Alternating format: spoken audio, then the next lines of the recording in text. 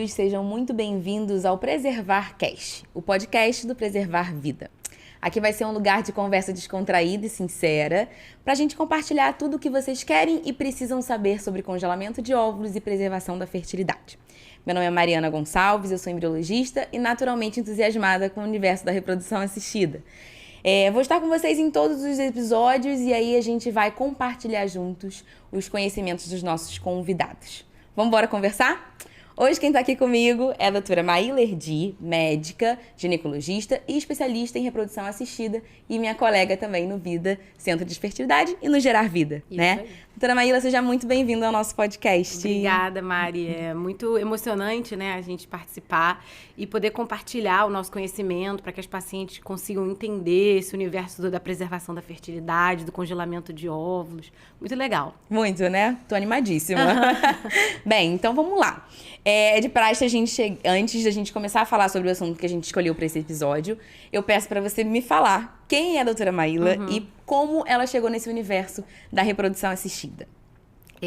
Eu sou médica ginecologista e eu sempre gostei muito desse universo de hormônios femininos e saúde feminina. E aí, quando você começa a se aprofundar sobre hormônios, você começa a ver que tem um mundo da reprodução. E era um mundo que eu não conhecia muito. Eu fazia parte de um corpo docente de uma universidade. E a doutora Cecília Hertal, né, a diretora médica da Clínica Vida, foi palestrar lá. E eu fiquei muito feliz. Falei, nossa, era isso que eu quero fazer. Depois, a gente teve a oportunidade de participar, né, da formação, da pós-graduação nessa própria universidade. Do curso de pós-graduação lá, e eu falei, olha, é a oportunidade que eu tenho de entrar nesse mundo. Depois eu fiz o curso com a Cecília, eu fui fiquei muito feliz, porque depois que eu acabei o curso, eu fui convidada para trabalhar na Clínica Vida, né, e fiz grandes amigos. Hoje eu estou muito feliz em participar do corpo clínico e poder dividir meu conhecimento com vocês também. Sim, é um prazer dividir a rotina com você. Bem, o que a gente escolheu para conversar sobre hoje conversar hoje, né? A gente vai falar sobre como pesquisar a reserva ovariana, tá? É um assunto que, obviamente, você tem total domínio e pode contribuir muito, ainda mais pensando no que você falou, que você sempre gostou tanto dessa parte hormonal, né? Desses hormônios femininos que são muitos, né? Estamos suscetíveis a muitos deles. E cíclicos, né?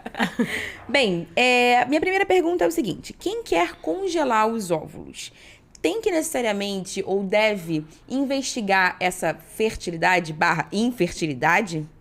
Então, Mari, quando a gente vai começar a pesquisar, quando a gente começa a rotina para congelar os óvulos, a gente pesquisa basicamente a nossa reserva ovariana. Ou seja, o que vai dar lá no final de resposta do tratamento. Quantos folículos você vai conseguir e isso vai gerar quantos óvulos você vai conseguir congelar. Quando a gente pensa em infertilidade ou fertilidade, a gente pensa em sucesso de gravidez, né? Uma coisa parece que tem a ver com a outra, mas não tem. O sucesso da gravidez a gente mede muito relacionado à idade da mulher. Por que não tem muito a ver? Porque as mulheres que deixam para engravidar mais velhas, elas têm um pouco mais de dificuldade para engravidar. Então, se você congelar os óvulos mais cedo, você lá no final pode ter uma chance melhor de engravidar com esses óvulos que você congelou. Baseado na idade precoce desses óvulos que foram congelados, é isso? Exatamente.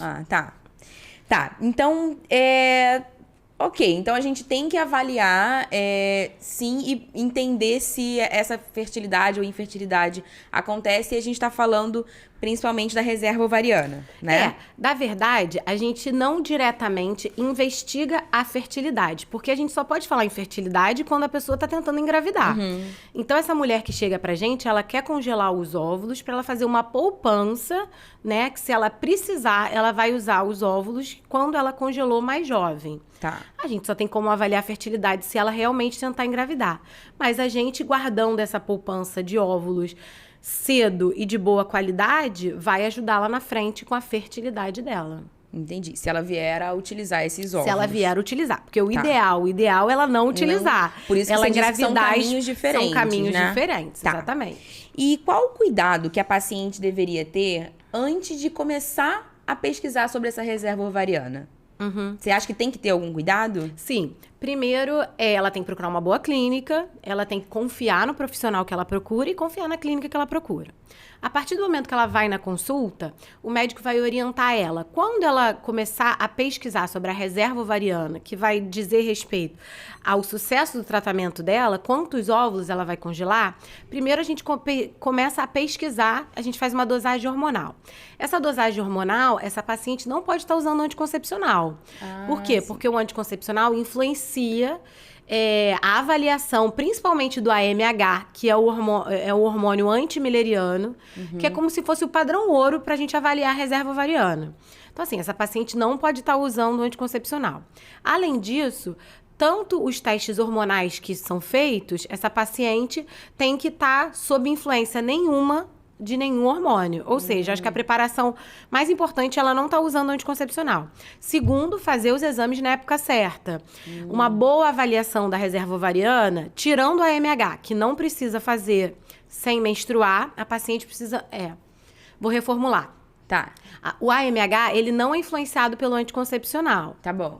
Não, desculpa. Não, volta tudo, rebobina tudo. Aí vai ter aquele O negócio AMH, ele não é influenciado pelo tempo de ciclo que você tem. Você só não pode estar usando o anticoncepcional. Pronto, me fiz entender. Isso. Os outros hormônios que a gente dosa e que vão adicionar uma informação a esse AMH, a gente precisa também estar em ciclo menstrual natural. Então, é importante que essa paciente esteja em um ciclo menstrual normal para a gente ter bastante informação como vai ser a resposta dessa paciente ao tratamento e como vai ser a qualidade desse tratamento. Tá. Entendido? Entendido, Então super. tá bom. Bem, pra mim ficou super claro, mas deixa eu ver se eu entendi. Me corrija se eu estiver errada. Então, um dos principais cuidados que a gente tem que ter quando a paciente vai optar por fazer o congelamento de óvulo e avaliar essa reserva ovariana é ter esse cuidado de não estar sob a influência do anticoncepcional. É isso? Perfeito. Isso é um cuidado importante da gente ter. Perfeito. Legal. E é uma dúvida também. Eu já tive dúvidas, assim, de amigas minhas que perguntaram, tá, eu vou fazer a dosagem de antimileriano, mas aí eu tô tomando pílula, não tem problema não, né? Eu falo, então, tem um pouquinho. Mas pergunta pra um médico, que aí ele pode te falar melhor quanto tempo, né? Quanto tempo? Essa é a minha outra pergunta. Quanto tempo, mais ou menos, se é uma paciente que faz a utilização contínua desse anticoncepcional, e aí ela não quer engravidar agora, faz uso contínuo de anticoncepcional e vai fazer essa avaliação. Quanto tempo, mais ou menos, ela precisa parar o anticoncepcional? Os trabalhos dizem que no próximo ciclo ela já pode começar a dosar. Tá. Óbvio que, assim, o uso do anticoncepcional por muito tempo, de forma contínua, ele demora um pouco para a paciente poder entrar realmente num ciclo natural. Um ciclo fisiológico, né? Geralmente Entendi. a gente pausa o anticoncepcional, a paciente menstrua e ela vai só iniciar um ciclo mesmo, vamos dizer, na segunda menstruação. Então, eu diria que a paciente menstrua uma vez e depois, na segunda, ela já começa a dosar. Então, a gente estaria falando de uns 2 meses, mais ou menos. Exatamente. Legal. Então, fica a dica aí, galera. Ou as minhas amigas que estejam ouvindo. Tá. E aí, foi feita essa avaliação ovariana. Como que a resposta dessa avaliação pode influenciar na chance de sucesso do congelamento de óvulos dessa paciente? Tá. Quando a gente... essa reserva ovariana, a gente volta lá na fisiologia menstrual da mulher. A gente nós mulheres nascemos com a quantidade de folículos e óvulos que a gente vai ter para nossa vida inteira. Lá na barriga da nossa mãe, mais ou menos com 20 semanas, a gente tem 6 a 7 milhões de óvulos. Quando a gente vai nascer, a gente já tem 1 a 2 milhões. Então, não há o que a gente faça que a gente evite essa perda. Tá. Quanto mais tarde a gente deixar para congelar o óvulo ou fazer algum tratamento, menos óvulos a gente vai ter. Tá? E quando a gente tem menos óvulos, a gente também tem se a gente deixar para congelar mais velha, a gente também vai ter uma chance de sucesso mais baixa, porque se a nossa quantidade vai ser menor, com mais velha a gente fazer o tratamento, menores são as nossas chances. Entendeu? Entendi. Então, esse rastreio, por exemplo, ele pode direcionar uma urgência ou não do congelamento de óvulo? Deixa eu ver se eu consigo fazer uma pergunta mais específica. Por exemplo, foi feito o rastreio e você viu que a gente tem uma alteração nessa reserva, né? Ou, de repente, precoce, né? O rastreio, eu vou perguntar, tem uma perguntinha aqui específica desse hormônio aí que você falou. Mas, se a gente tá lidando com uma situação de que não é favorável, né? Uma alteração, um hormônio mais baixo do que esperado, eu posso conduzir, então, diante desse resultado de reserva ovariana, uma urgência desse tratamento de congelamento? Com certeza. Na prática, quando a paciente... Porque a gente está falando de uma paciente que procura a gente para congelar. Então, óbvio que a gente tem sempre o pano de fundo da idade. Então, independente de ter muitos óvulos ou não, quanto mais tarde ela deixar para engravidar, a idade vai ser um fator influenciador da qualidade dos óvulos. Quanto mais tarde a mulher deixar para congelar os óvulos, a quantidade vai ter que sobrepor a qualidade. O que é muito difícil. O que é muito difícil. É difícil a gente encontrar uma mulher depois de 35 anos com uma reserva maravilhosa. Então, a nossa preocupação é isso. Eu posso dizer para você que certamente eu vou fazer ela fazer correr? Não, mas quanto mais tarde ela deixar, eu vou ter que compensar a quantidade com a qualidade. E você pode deixar ela ciente disso. É diferente de você estar no escuro sobre a sua saúde reprodutiva, né? Perfeito. Se você perguntasse pra mim assim, se eu fosse ginecologista lá no meu consultório, eu tenho que pesquisar reserva ovariana de rotina? Não, porque não faz sentido eu ficar pesquisando todo mundo, eu vou deixar todo mundo apavorado e tem muita gente que também não vai ter condição de resolver esse problema. Mas quando a gente fala de uma paciente que quer preservar a fertilidade, você pode falar pra ela, olha, quanto mais cedo você congelar, melhor vai ser o seu resultado lá no final. Tá, e agora minha pergunta, que acho que vai ser a mais legal também pelo que você falou de quando você chegou na reprodução. Como que funciona o AMH, o hormônio antimileriano? Por que ele é o preditor dessa reserva ovariana? Qual é esse mecanismo né, de ação dele, enfim? O AMH é um hormônio que é produzido, a gente chama de folículos primordiais e pré-antrais. São os folículos, vamos dizer assim, microscópicos que ficam lá guardados no ovário. Esses folículos, eles são recrutados cada mês. Então, todo mês a gente pega uma quantidade e aí vai diminuindo essa reserva. Esses folículos, eles produzem esse hormônio, que é o AMH. Então, foi se descobrindo que a gente dosando esse hormônio, a gente conseguia avaliar quanto de reserva ovariana a gente tem. Ah, tá. Então é um hormônio que é secretado exclusivamente pelos folículos primordiais. Por isso que a gente faz exatamente essa correlação direta da função ovariana, né? Reserva ovariana com... Então, acho que me esclareceu bastante coisa, né? Porque é simples, é um hormônio que é produzido lá pelos folículos iniciais. Bem direto, né? Assim, essa é a função dele, ponto. Então, essa é a função dele. A gente tem inibina B, que pode ser dosada também, mas assim, ela é muito influenciada pelo ciclo. Tem o FSH basal, que a gente dosa ali no inicinho do período menstrual, que também ajuda, mas são muito influenciáveis pelo ciclo.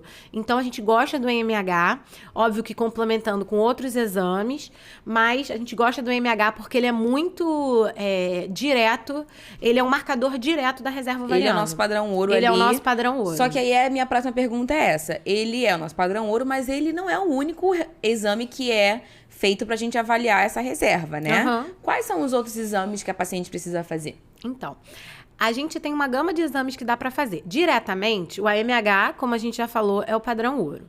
Outro exame muito bom, que é um exame de imagem, muito bem feito, que é a ultrassonografia transvaginal, feita no início do período menstrual, com a contagem de folículos antrais. Existem alguns trabalhos que dizem que uma contagem de folículos antrais feita com um profissional qualificado que faça bem é equivalente ao resultado do AMH. Então, isso também é muito importante. O problema é que a gente precisa de um profissional que está acostumado. O FSH basal, que é o FSH que a gente dosa no início do período menstrual, também é um fator indireto que ajuda a gente a pensar como é que está a reserva dessa paciente. O estrogênio no inicinho do ciclo é só uma informação a mais, assim, junto com o FSH. Eles vão complementando, mas eu diria que os dois exames mais importantes é o AMH e a ultrassonografia com contagem de folículos antrais. E nessa ultra, a gente aproveita e vê o volume do ovário. Porque quanto mais velho... O volume é como se fosse o tamanho mesmo? O tamanho do ovário. Então, quanto mais velha a gente vai ficando, óbvio que depende do ciclo, né? Depende do período do ciclo que você tá. Mas se você fazer o exame ali no inicinho, quanto mais velha a gente vai ficando, assim como a MH vai diminuindo, o nosso ovário também é na casinha dos óvulos. Se você vai diminuindo os moradores, ele também vai diminuindo de tamanho. Entendi. Então, se você vê o volume ovariano, você também consegue ter uma estimativa se você tem uma boa reserva ou não. Não é tão objetivo de valor, mas você consegue pensar em reserva. Legal. Então, a gente poderia falar que o mais adequado para a gente fazer essa avaliação é correlacionar esses dois exames, o médico avaliar essa correlação. Não só um, não só o outro, mas o ideal seria as duas coisas. Daria uma anamnese mais completa para o médico, é isso? Com certeza, perfeito. Tá.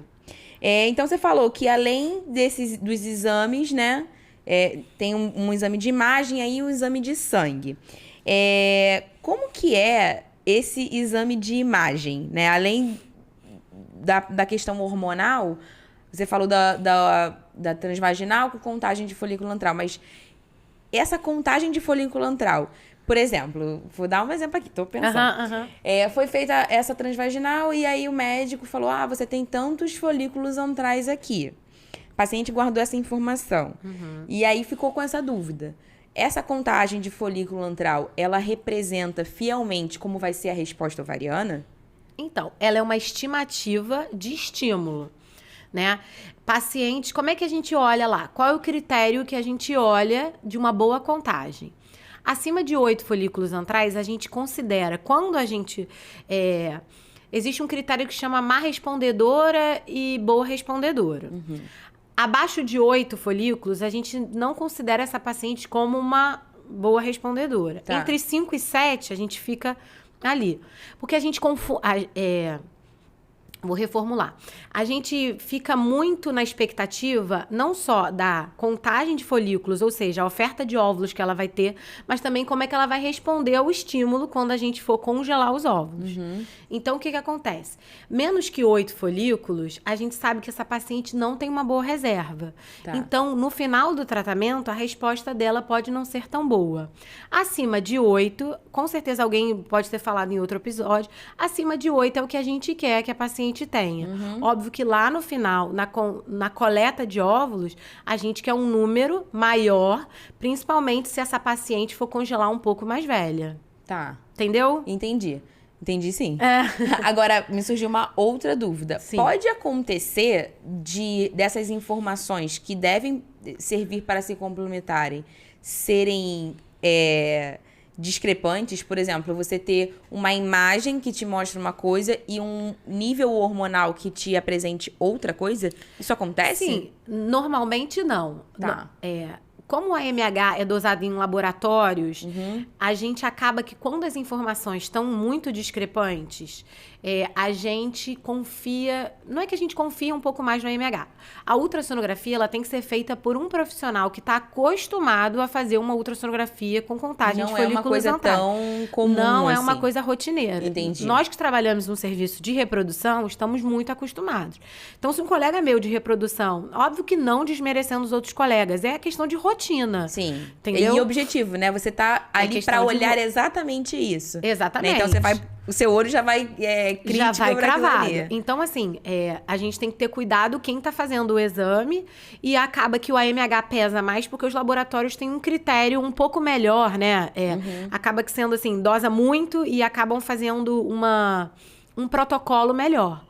Mas é difícil isso estar muito discrepante. Isso não é uma coisa muito comum de acontecer. Tá. Mas aí, quando eles estão discrepantes, além da gente considerar o examinador, né? A gente, tanto do hormônio quanto o examinador da ultrassonografia, a gente vai complementar com as outras informações, que são os outros hormônios. O FSH no inicinho do ciclo. Se o estrogênio está subindo muito cedo, aí vai dizer Dizer respeito, à reserva ovariana. Então, a gente vai ter que complementar com outras coisas. Ou dosar de novo, entendeu? Ou fazer tudo de novo. Ou repetir para ver se a confiabilidade dessas informações. Com Mas certeza. não é o habitual. Geralmente, você tem essa coisa complementar de o exame hormonal com o exame de imagem. Com certeza. Com certeza. É difícil a gente encontrar coisas discrepantes. Mas aí a gente complementa, não tem jeito. Bem, muito legal. E eu acho que eram mais ou menos essas as minhas dúvidas. Então, vou perguntar se você concorda comigo. Você acha que procurar e entender a reserva ovariana faz parte, então, de dar essa investigação da saúde reprodutiva com o objetivo ou não de congelamento de óvulos? Sim, é porque quando a gente fala de congelamento de óvulos, eu penso muito numa poupança. É a paciente que vai guardar aquele óvulo para, se ela precisar, ela vai usá-los. Quando a gente fala de fertilidade, ou a gente fala uma pesquisa, se ela vai... Porque quando a gente fala de fertilidade, a gente tá querendo saber se aquela pessoa quer engravidar ou não. Acaba indiretamente indicando que essa paciente vai ter um sucesso maior quanto mais cedo ela congelar. Entendi. É essa analogia que a gente pode fazer. Então, vou reformular. Será que pode ser... A gente reformulou, né? Pode ser, então, que avaliar a reserva ovariana seria aliar as expectativas? Com certeza. Tá. Com certeza. Porque, independente do que essa paciente... Depende de como essa paciente vai chegar, a gente acredita que a maioria das pacientes que querem preservar sua fertilidade são pacientes que não têm um planejamento de engravidar nesse momento ou nunca. Então, assim, a gente, quando enfrenta... Por exemplo, a paciente vem congelar óvulos, a gente enfrenta... Por acaso, uma paciente com uma baixa reserva, por exemplo, aí a gente vai aliar a expectativa dela. A gente vai falar, olha só, você tem uma baixa reserva, talvez você não congele tanto, então, vamos entender aí como vai ser o tratamento. Talvez você tenha que fazer mais que um ciclo para poder congelar uma quantidade. Um duplo estímulo para poder congelar uma quantidade boa. Porque é uma poupança. Então, quanto melhor é a sua poupança, melhor é a sua segurança no futuro. O seu resultado, né, daquele investimento no futuro. É um investimento, perfeito. Então, quanto melhor for esse investimento, quanto melhor aplicado ele for, melhor vai ser o sucesso lá no final se você precisar usar. Então, é mais ou menos isso do que eu imagino. Então, alinhar as expectativas dessa paciente se você tiver frente a um resultado que você não esperava. Entendi. Entendeu? Entendi. Pra mim, as dúvidas foram super... Foi leve, não foi? Foi com muito certeza, bom. Adorei com nessa certeza. conversa. Acho que ficou muito claro a importância da gente medir essa reserva ovariana. Então, gente, esse foi o nosso episódio de hoje sobre a avaliação da reserva ovariana com a doutora Maíla. Se vocês tiverem outras dúvidas, todos os nossos canais vão estar aí para acesso livre, tanto no Instagram quanto no YouTube. Ou pode mandar mensagens diretas para a clínica ou para as próprias médicas que estão sendo entrevistadas. A doutora Maíla vai estar super aberta a isso, né? Com certeza. E assim a gente termina o nosso episódio. Então, se vocês conhecem alguém com essa dúvida, curte, compartilha, para que essa informação chegue ao máximo de pessoas possível, tá bom? Então, nos vemos no próximo episódio. Tchau, tchau!